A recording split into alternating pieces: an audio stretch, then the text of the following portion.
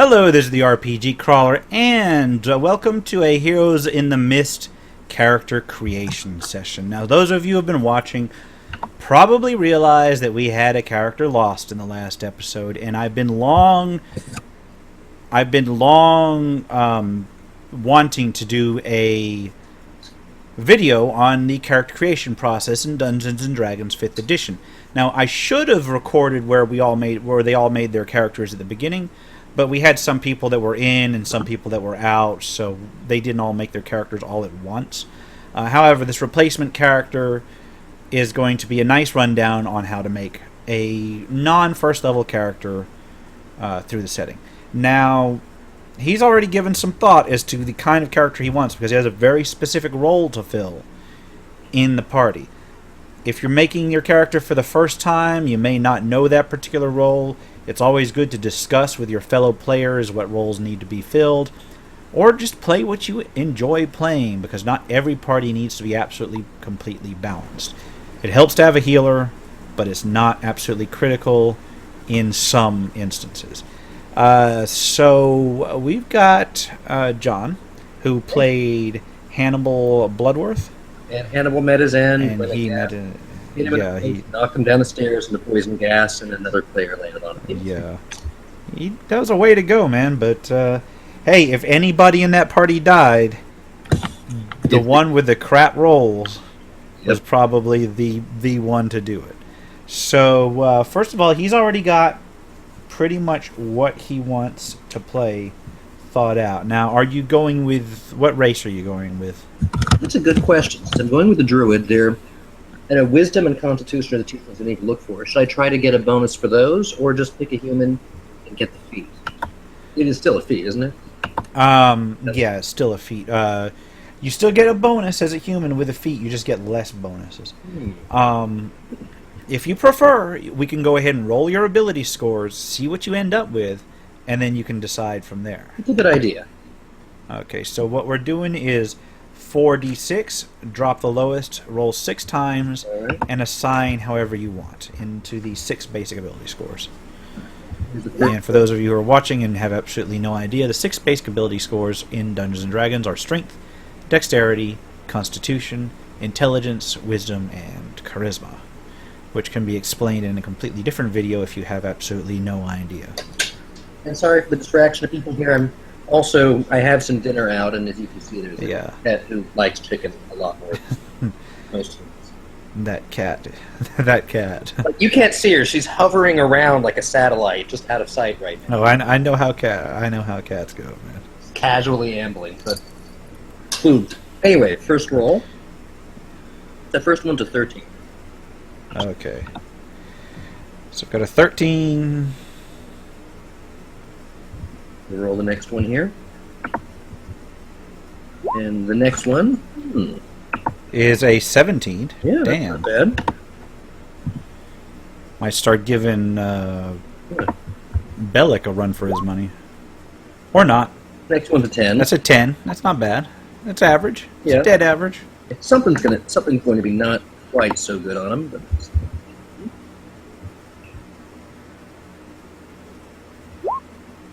and an 8, a 9. Uh-oh. 9, below average. Still not the worst, but... It's not the absolute worst. Just keep happening. Oh, 16, that's not bad. That's not bad at all. Yeah. 17 and a 16. Yeah, at least we have, at the very least, a primary and a secondary. Yeah. And here's the last one, 14. 14. It's not terrible. So 17, 16, 14, 13, 10, and 9. Mm-hmm. It's a good layout. It's a solid layout. Mm-hmm. I'd play that. Then again, I played a dwarf with a 2 charisma, so back in the day. Yeah. Well, let's see now. All right. And again, I've never played a druid. In fact, I've never really got a chance to play Fifth Edition before our gaming session. So yeah, well, me either. So I honestly couldn't offer you any kind of advice. However, I will say this is Ravenloft. Even though the combats are rough, there is a lot of focus on non-combat investigation and role-playing within Ravenloft. Right. Which is part of why things slow down so much is because you may not necessarily need a fight every session. You may spend several sessions investigating and determining the best way to go about approaching even one monster. Right. I'm actually got an entire section in this video that I'm doing on low fantasy campaigns, which is all about what happens when monsters are really rough but really rare. So, well, granted, I wouldn't call the monsters rare in the place where we just were. Yeah, well, I mean, relatively speaking, you're not going to be sitting there running into a cave with a horde of goblins. You're going to be running into a house with maybe like, or a graveyard with like maybe 2 or 3 heavy hitters rather than a whole army of things.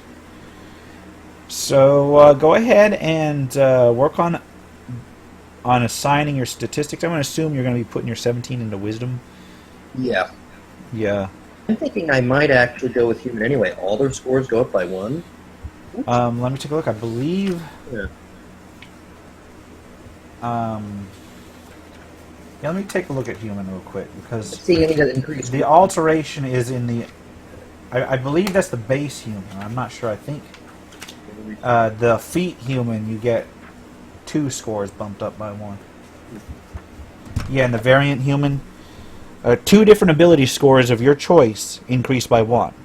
You gain proficiency in 1 skill of your choice, and you gain 1 feat of your choice. That is the variant human that we're using. Now, if you play your cards right and choose the right feat, you can adjust, that feat might adjust another ability score. Right. Right now, we're just using the feats from the player's handbook for your first level. Yeah, I haven't really had a chance. Yeah, it's a fun time doing that. Create your character at first level, and then we'll work from there, and I will figure out what to give you in terms of additional gear. Makes sense. I think I'll go human. Anyway, let me. So are we doing? Yeah, we're doing the feet, not the. Let me take a look at that array again. Okay, so 13, 17, 10, 9, 16, 14.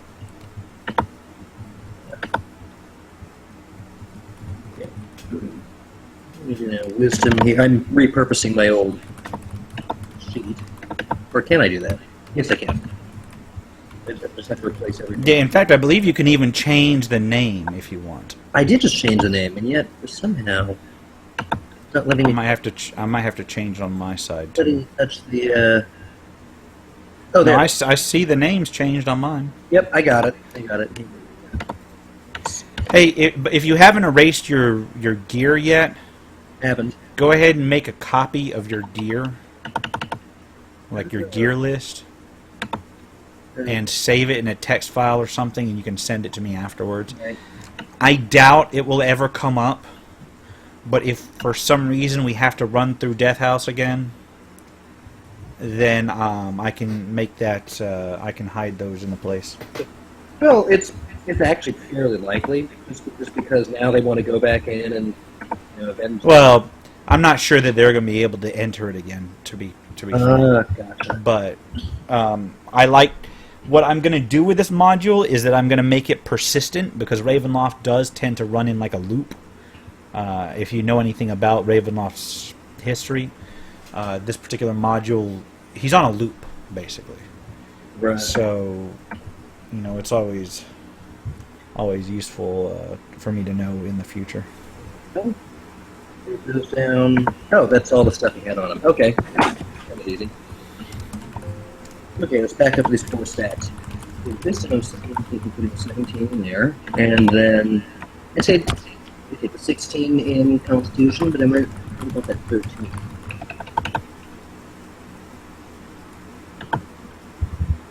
Okay.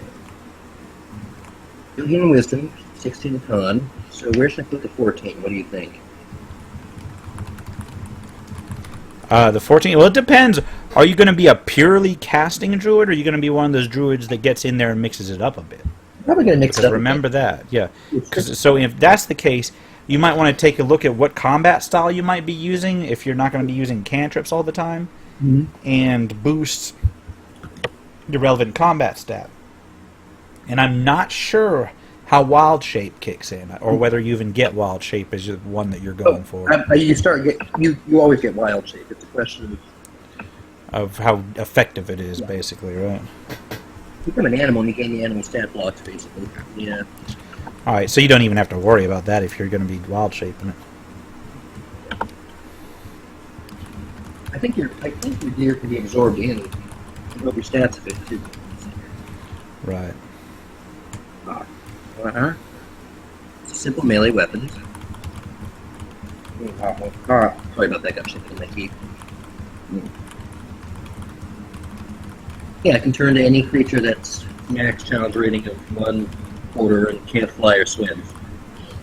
You can stay it for several hours.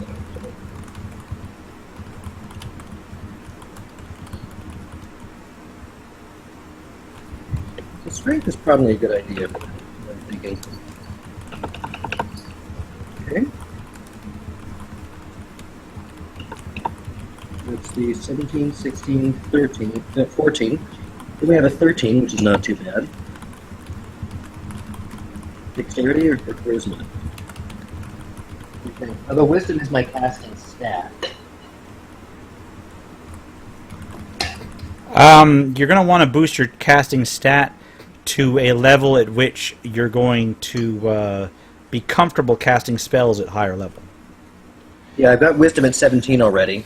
And Yeah, and you're also going to want to look at the range of spells that you want to cast and see how many of them require spell attacks and that kind of thing. Right.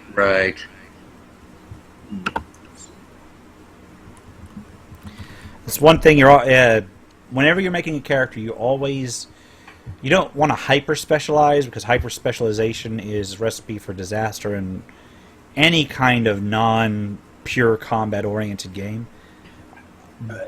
But you want to actually give yourself options going forward, and this is all about assigning your stats.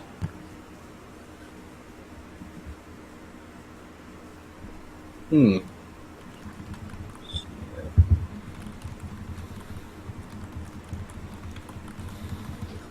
summer attack, a lot of utility though. Right. Yeah, druids have a lot of in-between type spells, I believe. Right. Well, the idea is that they're not pure casters or pure melee. You have to. Right. Thankfully, we do have. Well, I'd be support for both sides, most likely. Yeah. So where should that 13 go? Because we have dexterity, intelligence, and charisma. One of those is going to get to be good, and the other two are going to be average or below. Right.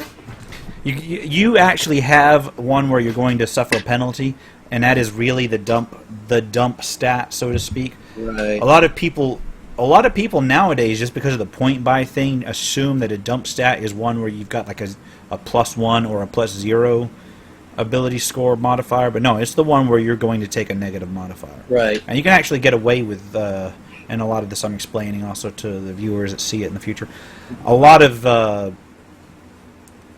characters can get away with no dump stat, so to speak, especially if they're well-rounded, but with a random generation over a point generation, like what we're using right now, where we're just using the dice for everything, that can end up giving you more than one dump stat, or it can give you no dump stats. It's true. In this case, it gave me one that said. Yeah, I'm losing you. It looks like you froze up for a minute there. My back? Yeah, you're back. Okay. So let's see. I'm honestly thinking dexterity just because it shows up more often. But do we have anyone who can actually serve as a party diplomat? And I don't mean like even super high charisma, but just useful. I have no idea. You know what? I'm gonna look at all the characters, and I hate to say it, but I suspect that it's gonna be Hames.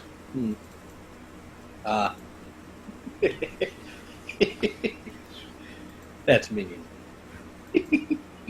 He's I have to work with that guy, so I'm like, yep. no, he's got 10 charisma. So it's not Hames.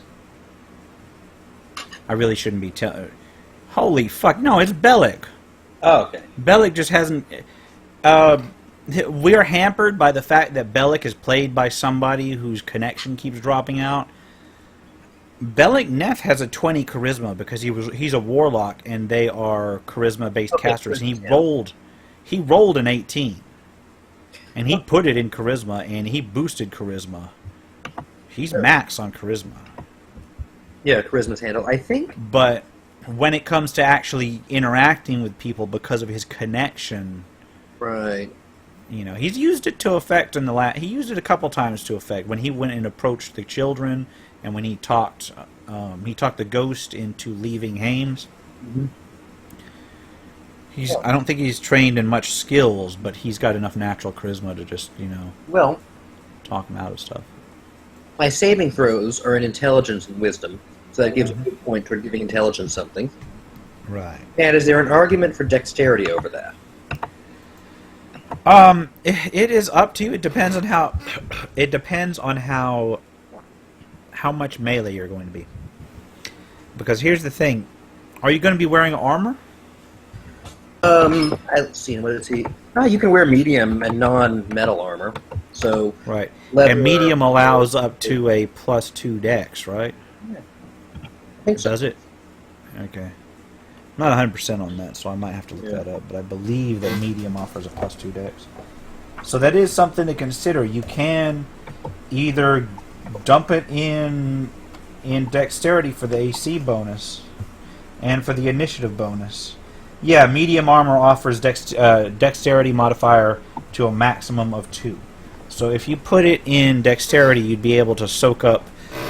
you'd be able to boost your AC and you'd be able to boost your initiative a little bit. Okay. And as a healer, initiative can be useful. Right, and then just a flat and intelligence, the 9 and charisma. Up to you. Now, what would you use intelligence for? It's listed as one of my saving throws. Saving rolls. That's it. Yeah. Yeah. Then I wouldn't even bother, man. Charisma. It's up to you if you want to be like the gruff wild man type. That's a good place to put your penalty. I can always try out my redneck accent.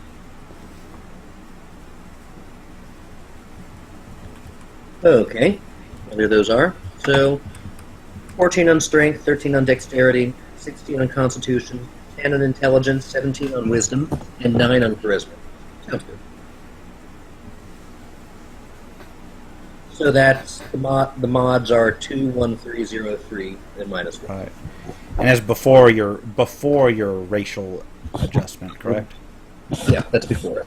Yeah, and then if you're going human, then you pick 2 and bump them up by 1. Oh, wisdom's going up by 1. Right. So wisdom is now 4. Now, constitution's an even number. Strength is... So it's going to be charisma or dexterity. If I bump up dexterity by 1, that gives me a +2 instead of a +1. So yeah, and that is the max you can pull out in medium armor, so that would be a good decision.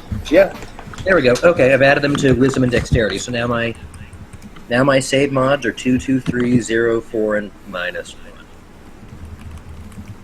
Okay, not too bad.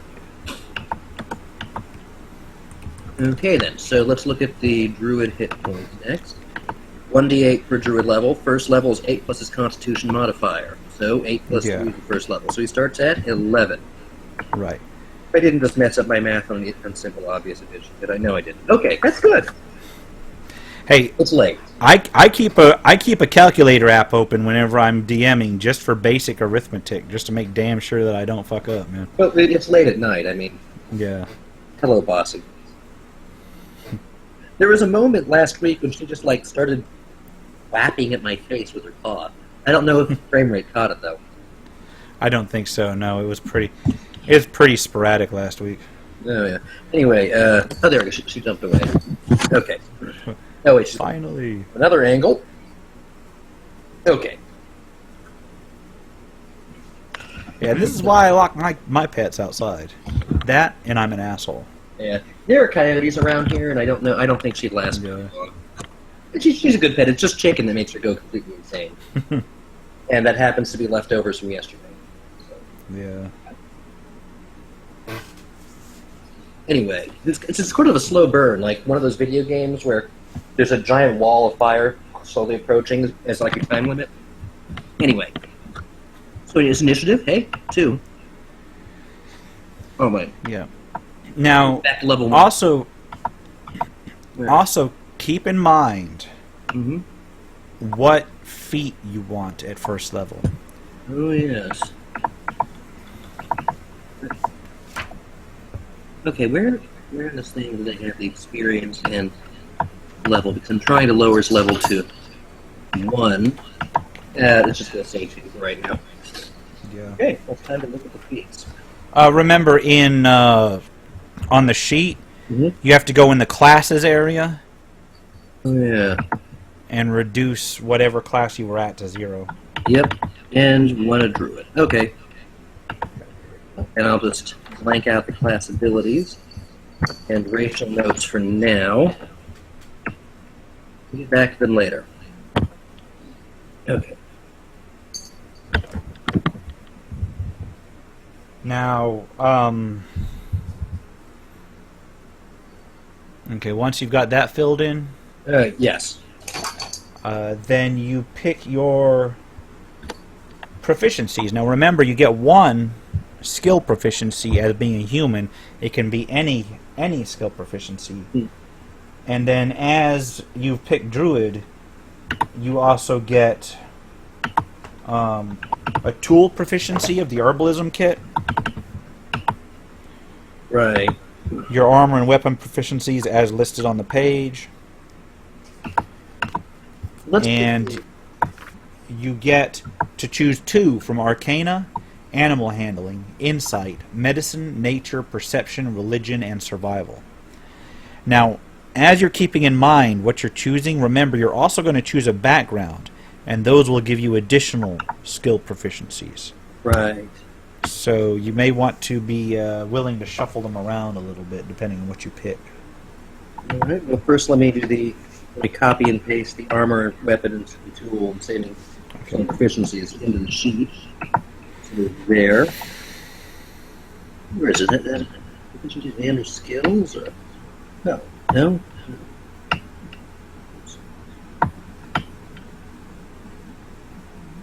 I'm not sure where they are on there. I'll put them in class notes for right now. Okay, so I get to choose from. Choose 2. Arcana, Animal Handling, Insight, Medicine, Nature, Perception, Religion, and Survival. Medicine's probably a good idea, even though I'm not super sure. And I don't think any of us have Survival, do we?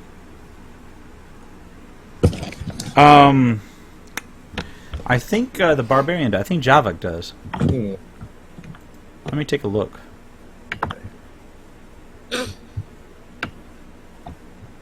Go over the skills now.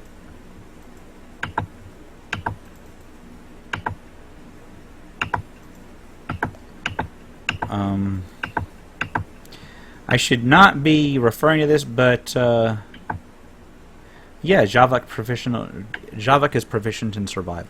Okay. He doesn't have a great survival check, but he has got a decent survival check. And like if I were 3. to be proficient in it, yeah, 6 to 16 would be mine. So, Yeah. so we're going between survival, Arcana could be useful, Animal Handling, maybe not. This is Ravenloft. That one could or could not be. It depends on how you use it. True. Do we have a good perception? That's a question. I don't think. once again, I don't know who's specifically geared towards it. I know we've got a pretty decent perception somewhere. Between perception and survival, both. If I were proficient in either of them, they become 6 and 16. Yeah. I mean, you even without proficiency, your flat bonus is more than most people have. Yeah, 4 and 14. So, who knows? Let's see. Arcana. Bellic's got a 14 perception. Okay. There's that. I'm looking at some of the other things we have here. Animal handling. Well, animal handling mostly go pretty good. Pretty well. Yeah. But medicine's a definite, and so animal handling, nature, perception, religion, survival. Yeah. But your human one can come from anyone, from any of them, and your background proficiencies may either overlap those or open up new avenues. Right, I'm going to go ahead and become proficient in perception, just so we have a backup for that. Okay. Since that time it usually really pays. So I've got those two. And I suppose I pick another one as a human. Anything out of the skill list, or is there a specific group of them? Oh, for human? Yeah. It's anything. Humans get proficiency in one skill of their choice. Okay, yeah. Which is an incredibly useful one if you're only choosing from the background options listed in the book and you're not using a custom one. Right. So I should wait on that until after I've added in his background. I usually have an idea of what background I want and then pick it up at about this point before I get any farther in the process. I haven't really made a druid before. Might as well take a look. Yeah, and remember, your background does not have to match your what you picture a druid being, because it is basically what your character was doing. So you could be the typical outlander or hermit druid, or you could pick something that's really off the wall. Like if, for instance, when I was making a barbarian and I was aiming for the whole Fafford and the Grey Mouser thing, I'd start with barbarian and then add the criminal background to it. Even though they don't synergize, it opens up a lot more additional options to them. Right. It all depends on what you envisioned your character doing before they got swept into the mist, Yeah. and they will get swept into the mist. Yes. Well, I know which circle I'm choosing now. Right. Between that, the low charisma, and a name I got out of a fancy generator, I might make him a redneck after all.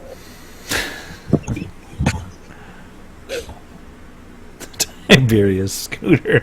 Seriously, Tiberius Scooter. That's just proficiency in banjo. it's like when I used to do customer research, I found someone named Kaiser Butt, and I just scared Kaiser Butt. Like, this is the best name. Oh my god. Best name ever. Give him a real thick draw. What I can do, I hear you boys need a bit of a healer here. We'll see how long I can keep it consistent. See, I think I got a natural advantage in that sort of thing. Yeah, you've got Texas on law. But I got no problem with I got no problem with the caricature. Just keep in mind that it is a horror game. True. Although, admittedly, when I go out in the backwoods sometimes, it's pretty fucking scary out there. I'll tell you what.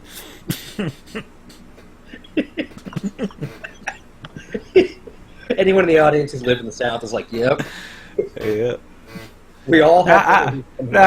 Now, don't get me wrong. I'm proud to be where I'm from, but I gotta admit, some of them boys out in the backwoods ain't all there. In Pennsylvania, there was a farmer nearby named Magaro, and one time he decided he wanted to own our land, so he took a rock and painted, "This land belongs to Farmer Magaro. Get out!" and just dropped it on the property and said, "Look what I found." It didn't work. That's a good way to get your ass shot down here. I don't know what farm though. All his visible property had junked cars on it. So it was part of Pennsylvania. Yeah. Anyway. Acolyte, charlatan, moonshiner, criminal, entertainer. There's some good backgrounds in there. Man. Yeah, there are. Guild artisan. That is a really creepy picture. Otherwise, hermit. I'll take a look at that one at least. Oh, as a hermit, You know what?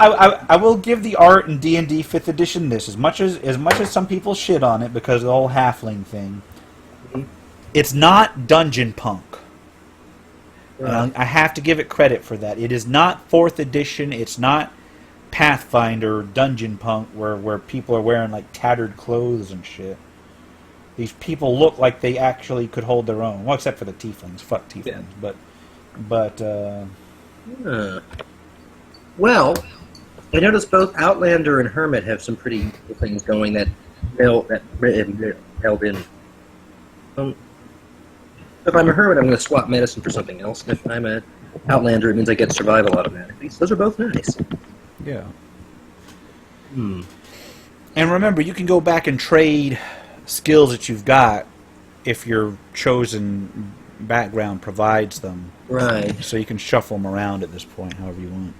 Like with Hermit, I was searching for spiritual enlightenment, moonshine. I was partaking of communal living, moonshine. Exiled for a crime, moonshine. Yeah. I need a quiet place to work on my art, literature, music, or manifesto. Yeah, so... Not that everyone makes them nowadays. Well, see, I've never been to Appalachia, so... Oh, yeah. Like, you can tell when you're driving and you notice an old burned-out shell of a bar that is just sitting there in the woods, but it has a brand-new security door, you're like, they're going to raid that thing. Yeah, it's like when you go out in the little towns and you can tell who's got the meth lab going because... Although they usually take worse care of those places than they do a moonshine place. Oh, yeah. From what I understand, people got pride in their alcohol, and they don't have pride in a lab that could explode at any moment. You know, athletics and survival—that's not a bad idea. On top It's of not it. a bad idea. Especially, and I've got to start using these skill focuses more because a lot of the things I was calling for straight strength check for, they probably could have got away with athletics. Yeah. Outlander, we can find food. That's good. In fact, I'm going to start plugging stuff into Outlander already before I look at the traits. Yeah, I think that's actually why Javak picked what he did, was to be able to provide food for the party if need be. Yeah. It's good So for having that on duplicate is not a bad thing. Not a bad thing. Okay, athletics and survival. Athletics is at least halfway decent. Under background, let me start deleting the stuff from my old cleric who now is no more. Oh, Hannibal's dead. Keep moving. Oh, I don't remember he needed Abyssal. Well, now I have Druidic. Okay, I'll add a lot of those details in later. Look at the proficiencies I thought I got. Oh, that's where they are. Let me grab those out of the class. Alright, they're under background. Efficiency. More. Weapons.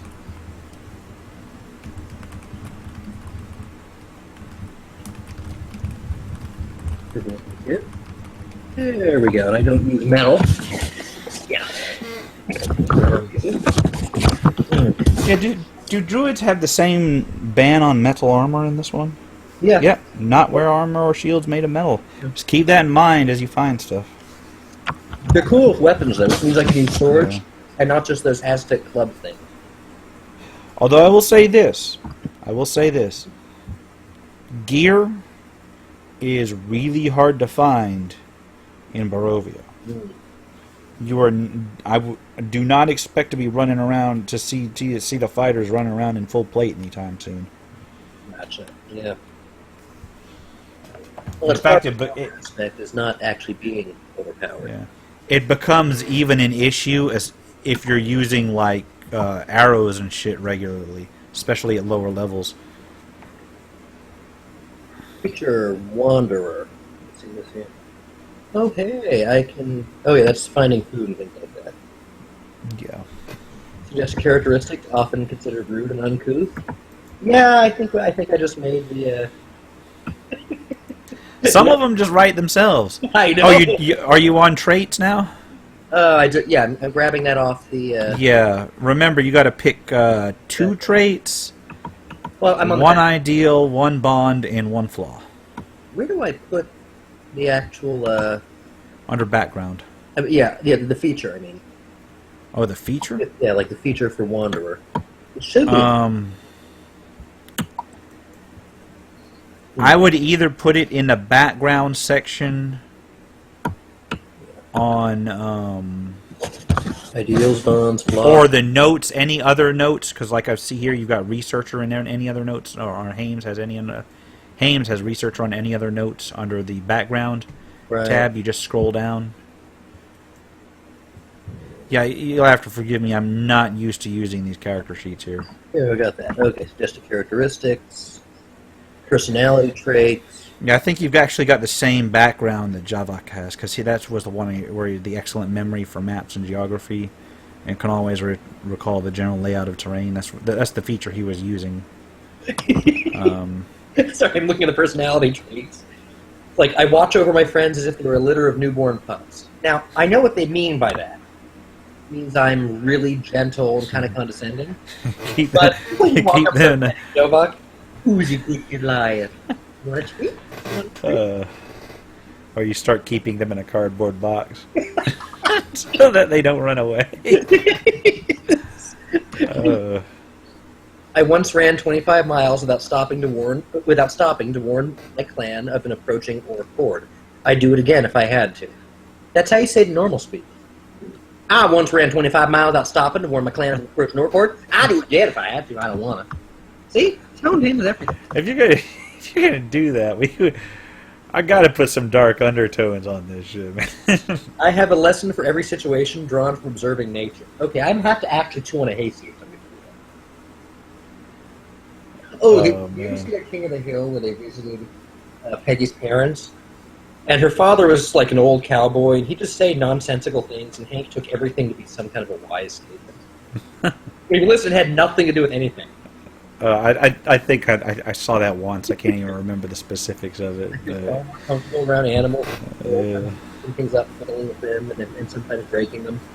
I was, in fact, raised by wolves. I don't want to duplicate Zoda. Yeah, Javak was... Well, Javak's a little bit different because his barbarian features make him a little bit close. He's like almost more primitive than a druid might be. Right. But do you know what his trait is like? Traits were, so I don't want to duplicate it. Oh, so you don't just carbon copy him? Give me a second. I can look him up. I'm sure I won't, but still. Yeah, and in fact, for those of you who are watching, it's entirely possible to make duplicate traits within the party, especially if you're not talking to one another as you make the traits. And you can actually work with that. It's just be prepared for some grief when the other person realizes, wait a minute. Yeah. He has, I place no stock in wealthy or well-mannered folk. Okay. And he has, I'm always picking things up, absently fiddling with them. And sometimes.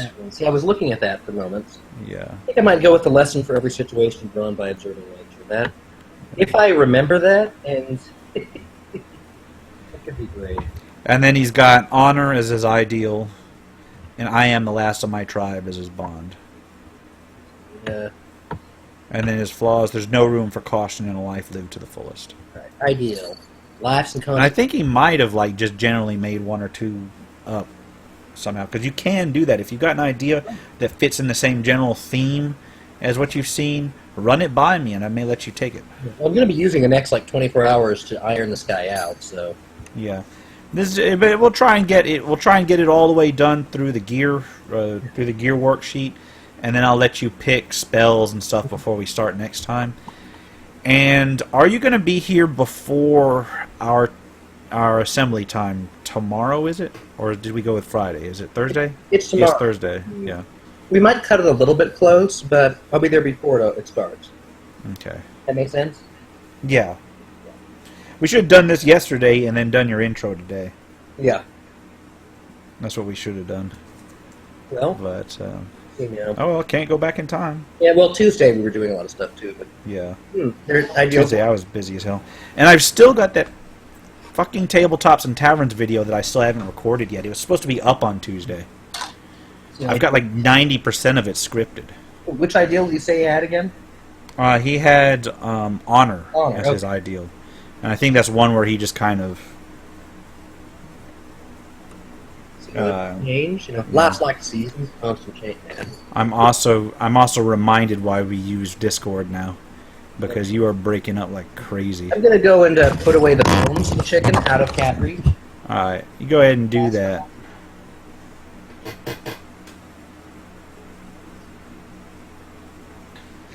And for those of you who are watching, I know it's not the most user-friendly quote-unquote tutorial. I will get a full tutorial on how to create a character, but basically what we've done is we've rolled up stats, we've selected a class, we've selected a race, and we've selected a background. All of those things grant certain abilities. And then the class itself grants a certain number of hit points, it grants a certain number of abilities at first level, and then each level he levels up, he'll select new abilities. Before he levels up, though, he's going to create this character at first level, and then we're going to catch it up to the rest of the group. Right now he is simply on selecting ideals and bonds and traits, which are how you define your character's personality in Dungeons & Dragons 5th edition. By role-playing these things, you have the opportunity to gain inspiration, which means that at any point after gaining inspiration, you can utilize your inspiration in order to gain advantage on a single roll. It's a very powerful thing. It's not something that I've been doing so far, but it's something that I need to start doing because they've been great role players thus far, and I want to start really rewarding that mechanically in the game. After this, we're going to be making notes of the various abilities that the class is granted, such as the proficiency bonus, which is +2, flat out until you get a lot higher in level. Anything that you're proficient in, like weapons, like skills, and kits, for instance. Druid gives you proficiency in Herbalist kit. Anytime you have to make a roll with any of that and you're proficient in it, you add your proficiency bonus on top of any ability scores it might use.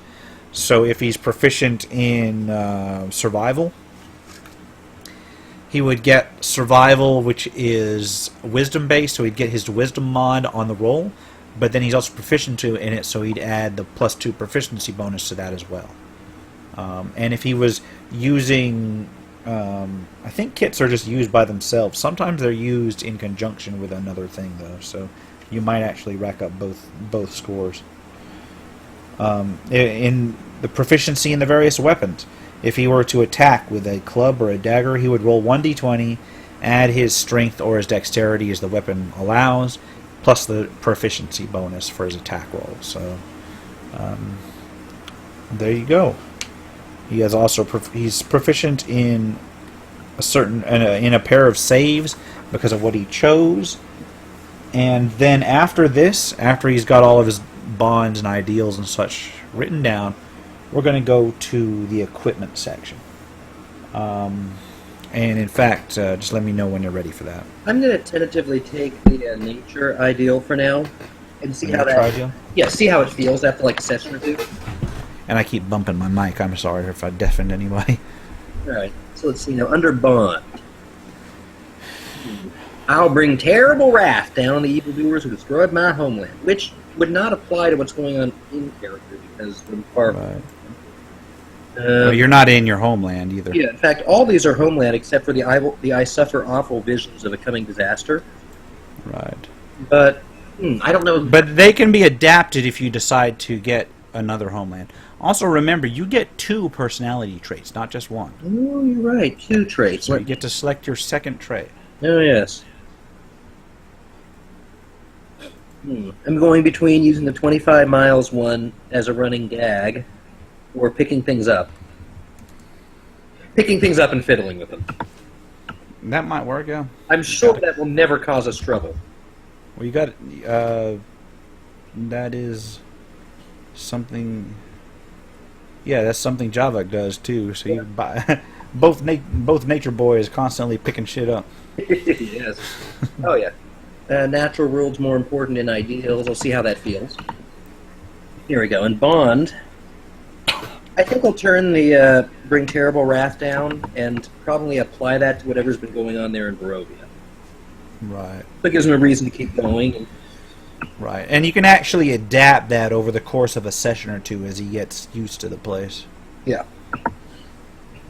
Law. I am too enamored of ale, wine, and other intoxicants. Well, there's no room for caution in the life lived to the fullest. That's what Javak has. Yeah, I tend to play a little too cautiously anyway, though. Just, like, naturally. I'm the one who's poking... It's not a bad thing to do. True, true. Not that it's helped you much, but True. Well, this has been, playing a pure healer. There's not much you can do until people are hurt, yeah. and it's But this druid's not a pure healer. right. It's not a flaw in the system, but I can see why most people don't want to play them. Yeah. It's also, and I keep telling people this, it's the case with every version of Dungeons and Dragons. Playing a pure healer, unless some versions of 3.5 had acceptable pure healers, but playing a pure healer was actually very inefficient because usually, generally speaking, it's more efficient to get the creature that you're fighting down and then apply your heals after the fact, whether you're low level or high level. I mean, you saw what I did to that Grick. It's just that lower level, you have your choice of 2 spells for the day, pretty much. Right, but you've got cantrips and you've got melee weapons. But there weren't any cantrips. There's a stabilization one, but I even looked for it. So right, and but you could have got a ranged weapon and thrown some damage in that way, that sort of thing. Well, I will admit the damage with the strength and dexterity bonuses evened out to Sacred Flame. So yeah. Anyway, 2 enamor, like they had no. I'm going to go with the 2 enamor. We had other intoxicants. Could have pulled that crossbow up from the. True. I'm so gonna have him be a little too enamored. Yeah. Also, gear is gonna be super easy for a druid because they only have like 3 gear packages to choose from. Yeah, that's right. And then you've got, what did you pick? Wanderer? Yeah, Outlander. Yeah, So. Outlander. Yeah, and they have a set number of stuff to pick from. Now, the way gear packages work, John's familiar with this. It's a streamlined way to outfit your character. In 5th edition, you can select a flat amount of gold, which you used to do in other editions. You would roll for your gold, or you'd select a flat amount, and you'd buy your equipment a la carte. Or, with 5th edition, they give you a set of packages where you pick this or this, and then this or this, and you choose them from a menu down the way. And then that is what you start with in terms of gear. It's not as balanced as using a flat amount, but it is faster and it does give you that room for variation without going completely off the wall. I actually really enjoy that. Even though some characters end up looking a little bit the same, that was even the case when you were doing equipment a la carte, because some people would just buy their standard loadout. You'd buy a massive pack of equipment, then you're, Yeah, and it's a little bit less the same as stuff in Pathfinder, where like every fighter is going to pick X armor, Y weapon, and then the fighter kit or whatever, where they got a backpack full of random crap. Yeah. So let's see now. Okay, tool efficiencies, 1 type of musical instrument. Are we actually going to go banjo? Dude, is your character. If you want to go banjo, just if you're gonna go mountain redneck, go hard, man. Okay, we're gonna go banjo. It's whatever you want. That's not hurricane. You can play a comedic character in a horror campaign and still have it come out, and still have a lot of creepy shit happen. Yeah, comedic at times. Yeah, I mean, especially.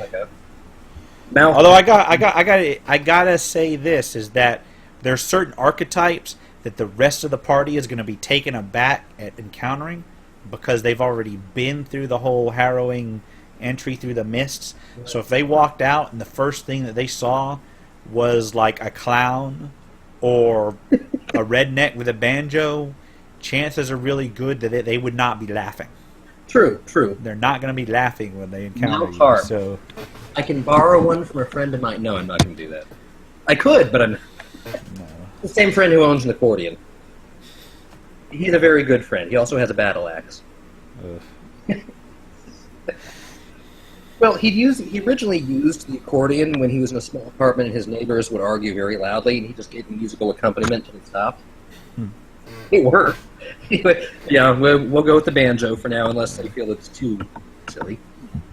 Language is one of my choice. Yep. Well, you already got common. You already got common.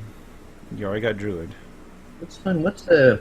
It's going to be racial language. Yeah, not a metagame too badly, but just something that might actually come in handy. Barovia is pretty much all humans. Do they have like elves, dwarves? Barovia is like something like 99% human. It's something ridiculous like that. And then after that, it's like halfling. Right. Some kind of monster language? No. I mean, I could look it up. I think certain areas have certain variations. Thinking just something halfway useful. Because languages tend not to come up too often, but when they do, they really come up. Yeah, they don't tend to come up too often. And if we were playing second edition Ravenloft, and you're from out of the mists, the languages wouldn't actually matter. Yeah, that too. So, you know. What should we do then? I don't want to just leave a blank in that for now.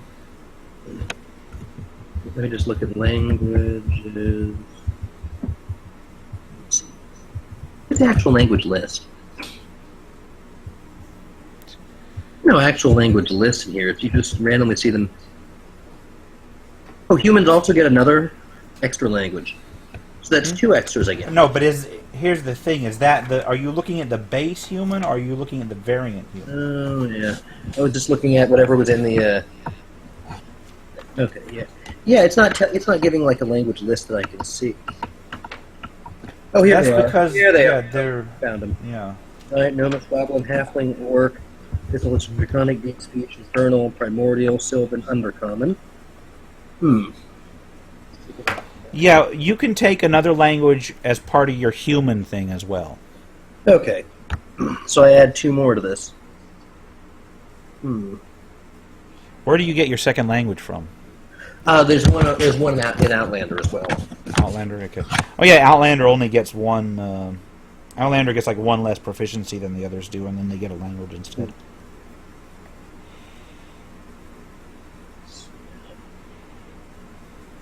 I'm not going to go crazy with things like giving him Abyssal and Infernal. That would be bad. But Sylvan actually fits being in the woods, even if it's not going to show up much. Or just Elvish in general would probably help. You know, I got to be honest. Like 90% of these aren't even going to show up. Like almost at all. So it really just pick one. What you think? Pick what you think your character would have been using before they came in. Honestly, probably Elvish and Dwarvish. Yeah. As generic as those sound, still. Yeah. It fits. In the wilds, Elvish, you're dealing with anything that you brew, Dwarvish. Where are his languages? I saw them earlier and I just... Oh, there they are. There we go. Got those added. So that's 4. That's not bad. Common, Druidic, Elvish, Dwarvish. Okay. And now we're back to the gear. Okay, you get the equipment, you get the staff, a hunting trap, a trophy from an animal I kill, a set of traveler's clothes, a belt pouch with 10 gold coins. Pieces. Automatic reflex to the P letter. Inventory, let me just toss that in. Oh, yeah, I already said it. Yep. Putting them down his equipment list.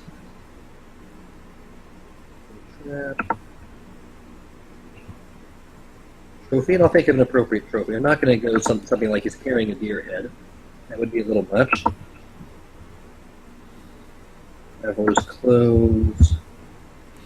Yeah, Javok went with like the bear skull or whatever. Belt pouch. Actually, you know, in all of that race through the house, those drums probably would have got in the way. I have to remember that he's got 2 big-ass he's got like a big-ass drum. Oh, yeah. Okay, origin. Javok, that is. I mean, Homesteader is pretty much who he is. Does that actually change anything, or is it just in there? Huh? In the background, the origin, like Forester, Trapper, Homesteader, Guide, Exile, Bounty. It doesn't. It just gives you more to play off of when you're talking to people and trying to explain where you came from. I mean, by nature, this makes him a Homesteader. Yeah. I'll go ahead and... there we go. And I'll fill it in later. Remember, you can also come up with other things that are similar. Right. That would And they're fit. operating late at night too, so it's Yeah. getting these big things down. Just kind of getting them blocked in. Right. Like the So. spells, I'll just take a lot of time tonight. Yeah, I'm gonna let you do spells off camera. He'll select his spells off camera because I believe that it works different than wizards. I'm not sure how druid spells work. Or spontaneous casting. I think you just get fewer of them. Yeah. So. That's all the gear they gave me. I don't think they gave me an extra pack. I think you get one pack automatic. Okay. Or it might be in your class gear. Are you ready to do gear? Oh, yeah. Let me go check the class gear. I'll just Okay. hop over to this. Well, I'll go ahead and read them out just because we are on camera here. The equipment, the first package is A, a wooden shield, or B, any simple weapon. The second package is A, a scimitar, or B, any simple melee weapon. And then finally you get a leather armor, an explorer's pack, and a druidic focus. So you do get your explorer's pack on there. Well, And that last one was not an either or. You get leather armor, you get an explorer's pack, and you get a druidic focus. okay. So druids kind of get a very limited selection of shit together. So with that in mind, probably a wooden shield, and that in the first slot. Let me do that. Yeah. Because shield's going to come in real useful. Oh. Anything that ups your AC is going to come in real useful. And you can use metal weapons, so a scimitar or any simple melee weapon. I don't have a problem. Well, what are the stats on the scimitar? I remember they're pretty awesome, but not as awesome as they are in Pathfinder. Just give me a moment. Right. We can compare that to a mace just to see, because we might still want some bludgeoning damage.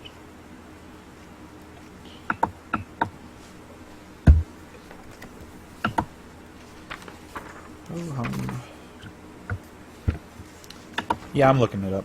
I've actually got the book, so it takes me a little while as I flip through all the pages. Right.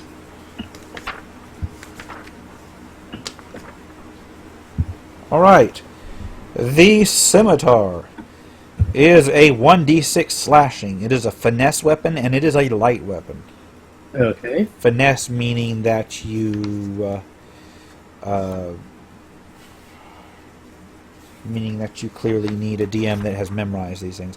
Finesse meaning that you may use your choice of strength or dexterity modifier for the attack and damage rolls. So if your dexterity is high, a finesse weapon is really useful. A light weapon means it is small and easy to handle, making it ideal for use when fighting with two weapons. Meaning that you can actually use it when fighting with two weapons. My strength and dexterity. And then if you look at a mace, it's just 1d6 bludgeoning. Okay. Full stop. My strength and dexterity are currently equal. Right. So, do we want bludgeoning or slashing? It'll matter. I think it's going to matter a little, but not too much. Yeah, it really, really is not going to matter much. Yeah. Because you can always fill out your stuff as you go on. Yeah, there we go. I'll go with the scimitar. Okay, so we have a wooden shield, scimitar, then leather armor. I already have that filled in. Explorer's pack Right. and druidic focus. So let me write down. And then after this, and while you're filling in other stuff, you're going to want to fill in what's in the Explorer's pack, because it's on a sidebar in the actual. Oh, yeah.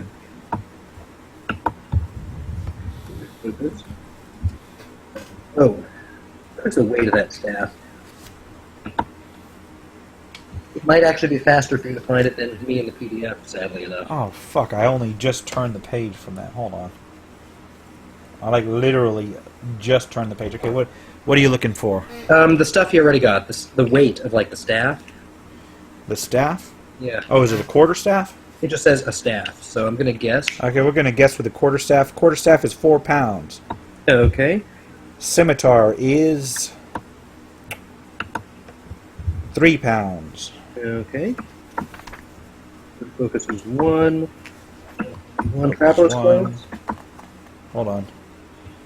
Leather armor is 10 pounds.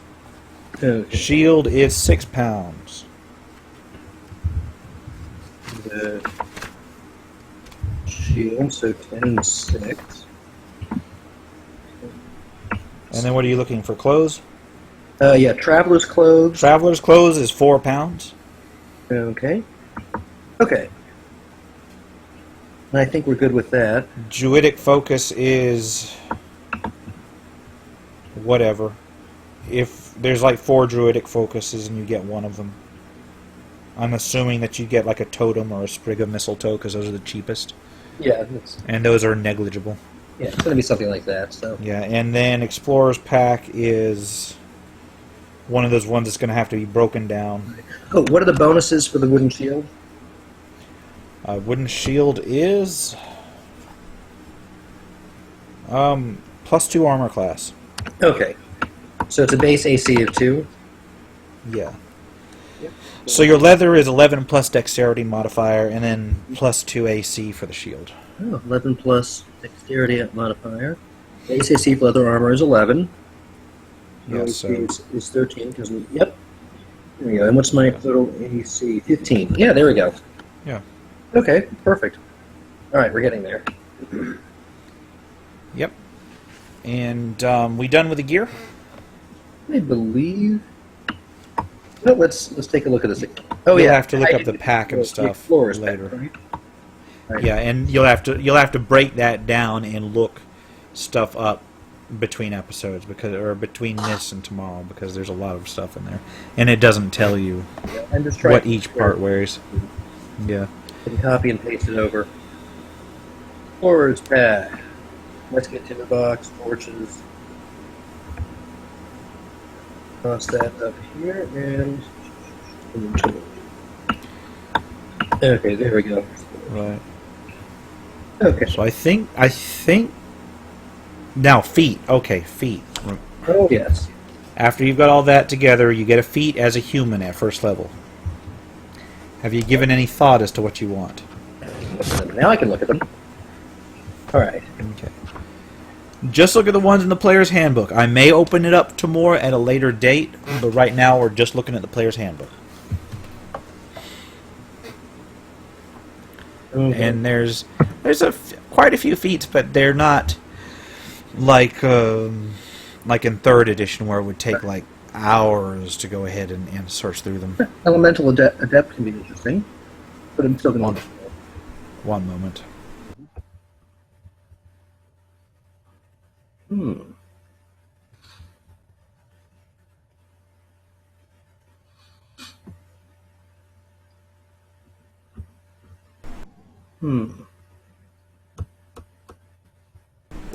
Am I muted? Oh, here we go. There you go. Okay. All right. So feats. Let me take a look at the feats. Yeah, I have no idea what feats would be good for a druid. I barely know what feats would be good for other characters. Magic Initiate gives me more cantrips and another spell. Adept, combat, observant, alarm, medium, brilliant, ritual. Savage attacker. Savage attacker lets me roll damage with melee attacks twice, but it's a matter of how often I'll be doing that. Yeah. Shield master. Warcaster. Oh, advantage on Constitution saving throws. I can perform somatic components of spells even when I have weapons or a shield in one or both hands. When a hostile creature's movement provokes an opportunity attack, I can use my reaction to cast a spell rather than making an opportunity attack. Yeah, and Warcaster is really nice if you're going to be up there in melee like all the time. Yeah. Which I might not be all the time, but I'm giving that one a good look. Let me back up and look at some of the others here. Warcaster's good. Magic Initiate. Good. It means 2 more cantrips plus a first level spell. Yeah. And lucky, so 3 times a day I can re-roll something. Attack ability or saving throw. Okay, so I'm going to look between lucky and war caster. Well, to be honest, the cantrips aren't really all that damaging. So if I want to keep hitting, Right. I can do some battlefield control with those. I can attack some, but It all depends on whether you're going to focus on damage-dealing cantrips or utility cantrips. well, there's like one damage one, and there's an utility Yeah. for a druid. So between that and lucky just seems too good.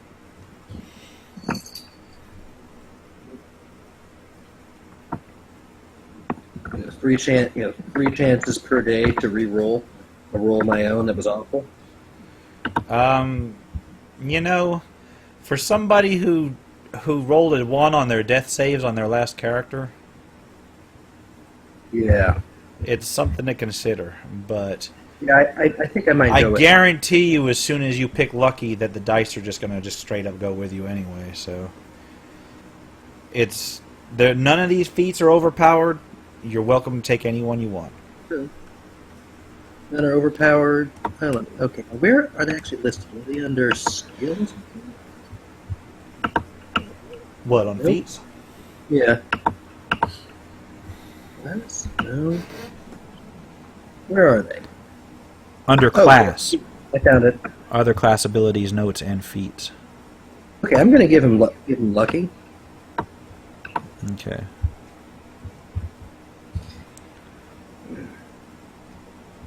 And it's full of all the typos I get from copying out of PDF. Don't worry about it. Yeah. Okay. You're just blocking it in for now. Okay, so I guess that pretty much finishes your first level. Yes, it does. Now, You've got, another level. in terms of druid, you've got spell casting, and then you've got a DM who really needs to mark their pages with something besides something that can easily fall out. You got druidic and spell casting as your features from first level. On second level, you get wild shape and you get druid circle. But first of all, you get hit points. Now, I've been giving people the option to select the average hit points on level up, which is listed right there, 5 for you plus your constitution modifier, or you can roll. It says I can roll 1d8 or do 5 plus my constitution modifier. It's my Right, constitution and it's 1d8 is going to be 1d8 plus your constitution modifier. Oh, so either 1d8 plus 3 or just 5 plus 3. So Right. an 8 flat is not... An 8 flat's not bad. Yeah. The variant, the fact that it's... yeah. I think have mostly 6, 7. people have been just taking the average. Javak took one level on the average, and then one he decided to roll. The only thing I'm saying is that you can choose on each level. I'm letting you choose on each level whether to take the average or whether to roll, but you have to stick with it. In other words, you have to declare it, and then you have to stick with it. For those 2 levels, I'm For going to that go level. for average and just take an extra 16 hit points. I'm now 27. Okay. 11.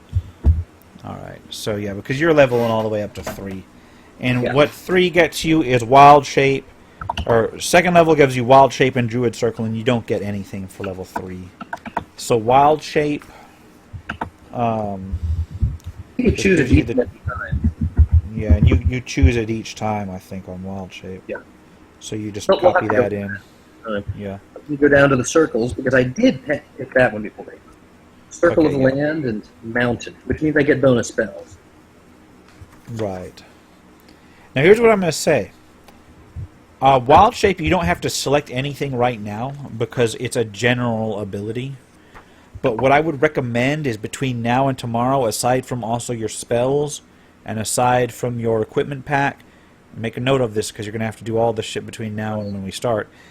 I would recommend that you select like 3 or 4 things that you're going to be wild shaping into a lot, just so you have the stats on hand for when you roll, when you shift In the into them. monster manual or somewhere else? For you, they would be in the back of the PDF that you have. There should be some sample animals. And remember, there's some restrictions. It's like at level 2, you have max CR 1/4. So anything 1/4 CR or Doesn't swim or fly. smaller that doesn't swim or fly.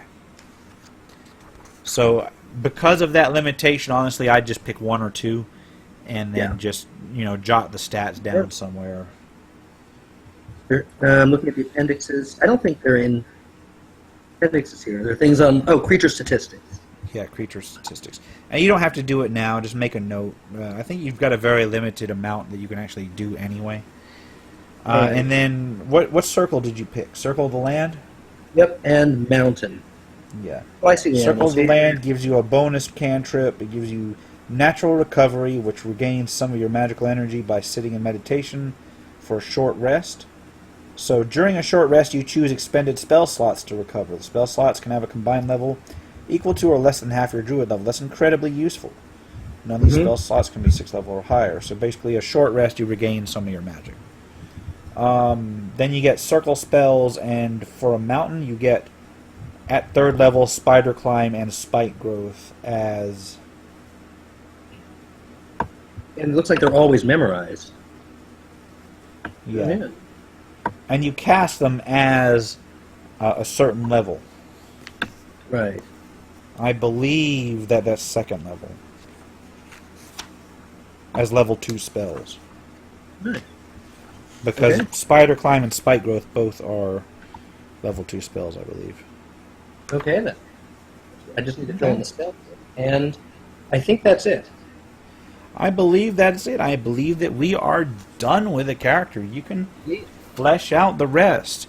I know it was a very chaotic kind of thing, and I intend to do a full, proper, slow tutorial on making characters in 5th edition at a future rate. But I hope you've enjoyed watching this. We will be back. We'll be recording.